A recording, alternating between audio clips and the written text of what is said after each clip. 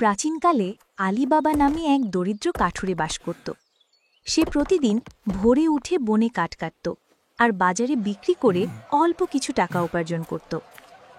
জীবিকা কষ্টকর হলেও সে সবসময় আল্লাহর উপর ভরসা রাখত এবং হালাল উপার্জনে সন্তুষ্ট থাকত। একদিন আলী বাবা বনে কাঠ কাটতে গিয়ে হঠাৎ একটি গুহার সামনে পৌঁছায়।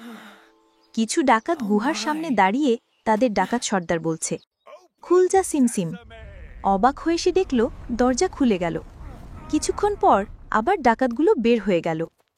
কৌতূহলবশত আলী বাবাও একইভাবে গুহার সামনে গিয়ে বলল, খুল যা সিমসিম, আর দরজা খুলে গেল। আলী বাবা ভেতরে গিয়ে দেখল অগণিত সোনাদানার রত্নসম্পদ রাখা, আর একপাশে ডাকাতদের খাওয়ার জন্য খেজুর আর সামান্য কিছু খাবার দেখল।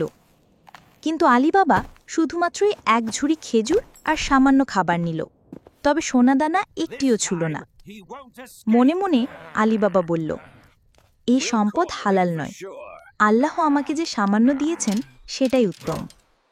কিছুদিন পর ডাকাতেরা বুঝতে পারছে কেউ গুহায় প্রবেশ করেছে, কিন্তু ডাকাতেরা অবাক হয়ে দেখল তাদের গুহা থেকে কোনো প্রকার সোনাদানার রত্নসম্পদ চুরি হয় নাই, শুধুমাত্র তাদের কিছু খাবার নিয়ে গেছে।